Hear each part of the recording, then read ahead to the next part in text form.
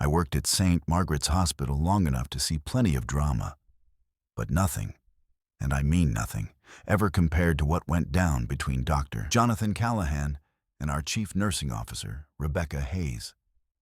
People like to think hospitals are all about professionalism, tight schedules, and clean reputations. But the truth is, when you put that many people under stress day in and day out, things happen behind the scenes that would blow your mind. This one, though, was different. This one took the entire place down a notch. It started, believe it or not, in a budget meeting. Callahan was one of those surgeons everybody loved to brag about. Smart, charming, the kind of guy who walked into a room and patients instantly trusted him. He had awards plastered all over his office wall, the kind of doctor the board liked to put in the annual reports. And Rebecca? She was sharp as hell, one of the toughest women I've ever met. The kind who could shut down a whole group of doctors with a single sentence. They butted heads a lot, especially over staffing, because Rebecca wanted more nurses on the floor and Callahan wanted more money going into his surgical department. That night, after a particularly nasty meeting, when everyone else cleared out, the two of them stayed behind. No one saw exactly what happened in that room, but everyone noticed how different they looked at each other afterward. At first, it was little things. Callahan hanging around the administrative wing more than he needed to. Rebecca defending him in meetings where she normally wouldn't give an inch. Their names showing up together on call schedules when it didn't really make sense. We're a tight-knit group in a hospital. You start noticing patterns. You see them leaving 5 minutes apart, but heading to the same direction in the parking lot. You catch whispers in the break room about how someone saw their cars parked next to each other at a hotel just off the highway. At first, we brushed it off as gossip because, honestly, nobody wanted to believe it. Callahan had a wife and kids. Rebecca had spent her whole career building her reputation. But the signs kept piling up, and eventually it was impossible to ignore. The problem wasn't just the affair itself. It was how it started to affect everything around them. Callahan suddenly had the easiest time getting operating room slots, even when other surgeons were begging for time. Complaints about him were disappearing before they ever made it to the board. And people started resenting Rebecca for it. Nurses who had worked there for decades felt like they couldn't trust her anymore, like she'd chosen her favorite and everyone else came second. That kind of resentment doesn't stay quiet for long. The night everything blew open is still burned into my head. It was a brutal shift in the ICU, storming outside, and one of our patients coded. The team paged Callahan over and over, but he never answered. 20 minutes. 20 whole minutes passed before he finally strolled in, calm as could be, no explanation, no urgency. The patient survived thanks to the nurses and another doctor stepping in, but everyone wanted to know where Callahan had been.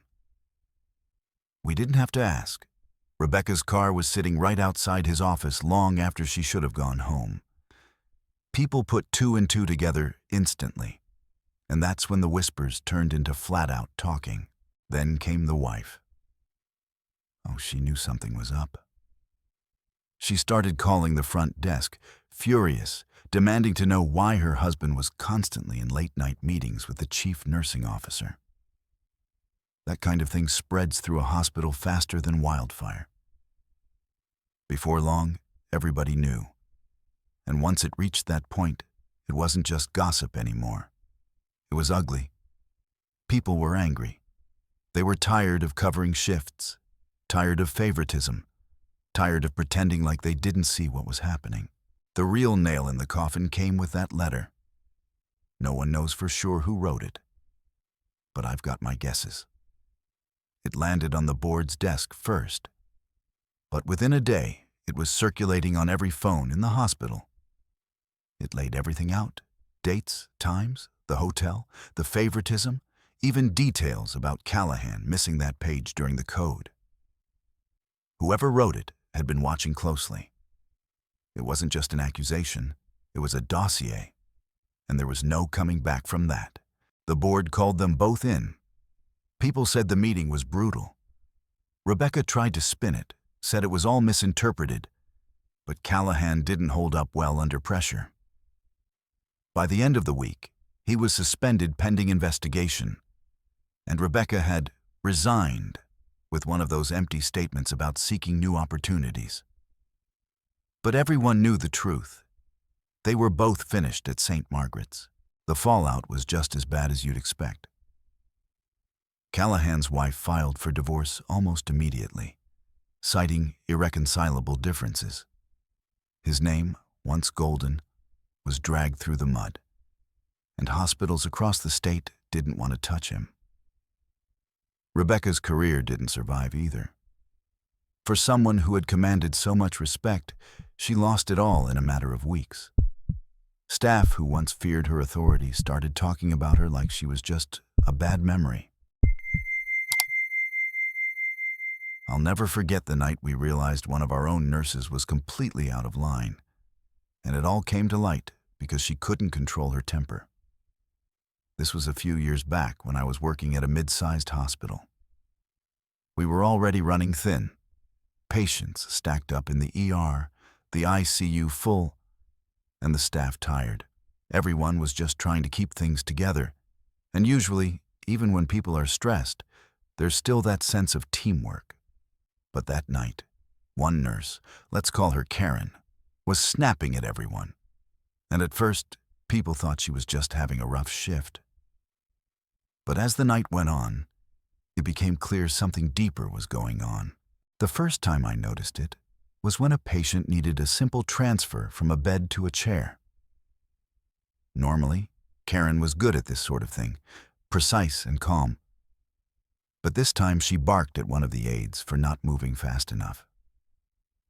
She said something like, "Do you even know what you're doing?" And the whole hallway went quiet for a second. You don't usually hear nurses tear into aides like that. It's unprofessional and unnecessary. I remember standing there thinking, okay, maybe she's stressed, maybe she's tired. But then she spun on me, accusing me of standing around when I was literally charting vitals. Her tone was sharp, loud, and it made me feel like she was itching for a fight. Then came the turning point. A family member had come to the nurse's station to ask a simple question about their dad's medication schedule. Karen was the one who got to them first, and instead of calmly explaining or checking the chart, she went off on them. Said something like, "Do you not see how busy we are? Do you think you're the only ones who matter here?" Her voice was loud enough that everyone nearby froze, even the doctors. The poor family member looked stunned, embarrassed, then just backed away. I caught up with them to reassure them, but by then my stomach had dropped. That wasn't normal stress behavior. That was someone losing control. Not long after, one of the younger nurses who'd been working beside Karen all night came to me, pale-faced, and said, "She smells like alcohol." That was it. Everything clicked. The erratic behavior, the flushed face, the snapping at everyone. Suddenly, the whole picture was clear. Karen wasn't just angry, she was drunk on the job. We were all stunned, because it's the kind of thing you hear rumors about, but don't really expect to see. The charge nurse pulled me and another colleague aside and told us to discreetly keep an eye on her while she made some calls. I'll never forget the moment it all came to a head. Karen was in a patient's room, trying to adjust an IV pump, but her hands were fumbling so badly she couldn't get the tubing right. The patient was watching nervously, and I had to step in before she made a mistake that could have caused real harm. When I touched her shoulder gently and said, "Hey, let me take care of this," she snapped at me again. But the slur in her words gave her away. Right there, in front of a patient, she was clearly intoxicated. The charge nurse walked in moments later and calmly asked Karen to step out of the room. The look on her face was a mix of defiance and fear. But she followed, muttering under her breath. What followed was one of the most surreal moments of my career. They brought her into the manager's office, and the door was shut. But her voice carried. You could hear her yelling that she'd been overworked, that nobody respected her, that she deserved better.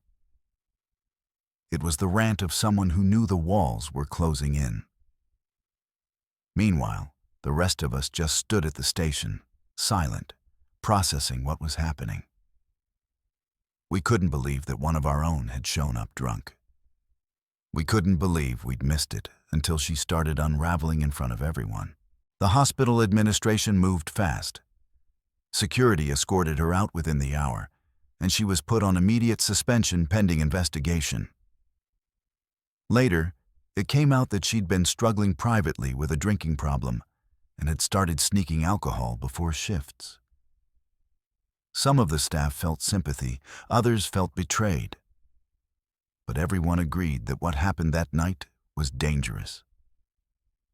If she hadn't been caught, a patient could have been seriously harmed. Afterward, the hospital added more mandatory wellness checks, more resources for staff who might be struggling, and a stricter policy on behavior. Karen never came back. I heard later that she lost her license. It was tragic, but it was also inevitable after what happened. It taught me and everyone else who was there that night that you can't ignore the signs, even when it's someone you've worked alongside for years. If someone is snapping, if they're unstable, you have to ask yourself why, and you can't look the other way.